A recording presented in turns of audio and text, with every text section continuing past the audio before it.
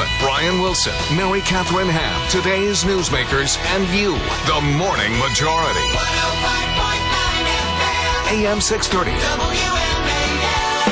8:07 on a Monday morning. Brian Neiman, Brian Wilson, Mary Catherine will be back tomorrow. Hamster will be back tomorrow. That's right, from her little honeymoon, belated honeymoon. Tucker Carlson's on the line from the Daily Caller. So I know you'd like to hunt on occasion.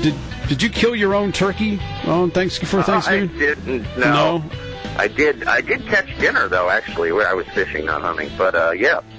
But it wasn't a turkey. Yeah. No, I don't. Turkey hunting is really fun and also really hard. It's really hard. Yeah. Yeah, really hard. Do you know the dude that founded Facebook? What's his name? Zuckerberg. Yeah. Zuckerberg? Yeah. He has this new kind of diet where he's not a vegetarian. He will eat meat, but he'll only eat meat that he kills himself.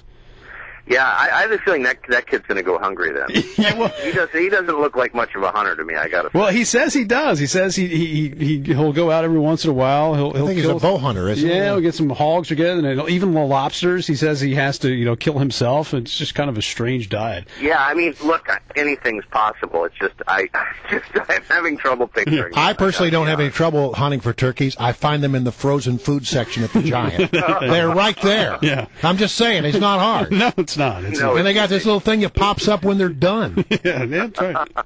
So what's this deal with Newt Gingrich getting the endorsement from the big newspaper in New Hampshire? I don't know. Is it just me? I don't think it's that big of a deal. But you tell me, what do you think if it matters? I mean, I think. Look, I mean, the union leader. I respect the union leader. I like to read the union leader. It's an interesting paper. I think they endorsed Pat Buchanan in '96. I'm pretty sure. That's right. Your track record isn't very good with picking winners. Well, that's right. I mean, I've been in New Hampshire, every year for the past So they 1988 they went for DuPont. That's right. And 2000 they went for Steve Forbes. Having a big effect. No, I mean, look. Part of what's bothersome though is this adds to the lie that Newt Gingrich is some kind of orthodox conservative. I mean.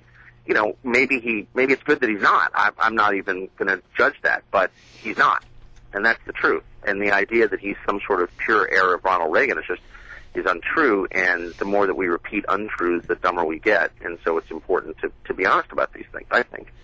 But he does seem to be the guy with the mo. Is it just because he's not Romney? I think there's no question that's right. I mean, look, you knew it was always going to come down to two candidates.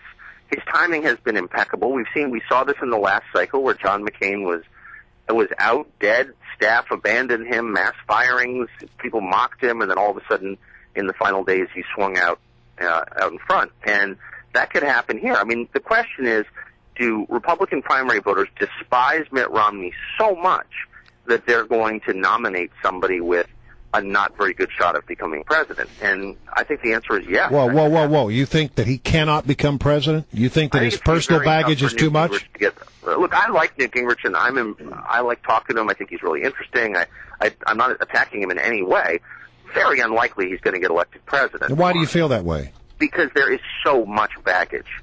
How much baggage is there? If Liza Minnelli checked into the Plaza Hotel with an entourage of 50 aromatherapists and friends, they as a group would have less baggage than Newt Gingrich has. Well, how important is baggage these days, though? That's actually a deep and interesting question. Yeah. Less important, certainly, than it used to be. We're far more tolerant of personal peccadillos. The problem is Newt Gingrich's baggage is of the kind that will turn off Republican voters, and you saw this happen with McCain. McCain's core problem was he didn't excite his people, and a lot of them went over to Barack Obama, and I think Gingrich has the kind of background that could turn off a lot of Republicans. This is a guy who was for the individual mandate, who was for a complete global warming guy, who was for cap and trade, who was for a lot of policies that violate the basic conservative catechism, and that's a huge problem. Now, Romney has a similar problem, but not as profound as Gingrich's. And Gingrich's other problem, of course, is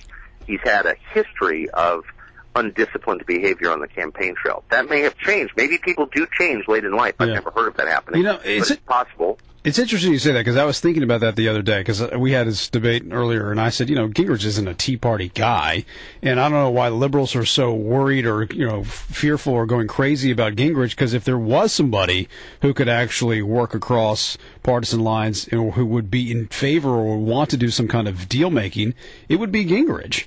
Well, that's exactly right. That's a fair point. But look, remember, I mean, you all were here, I think, in '94, and then in the ensuing years.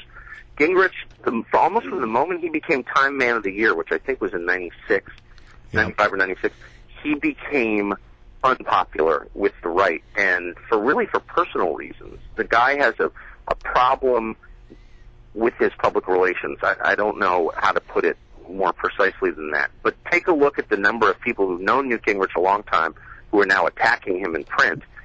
It just suggests a lot of drama. And I like the guy and I respect him. I think he's really interesting, and I'm glad he's in the race.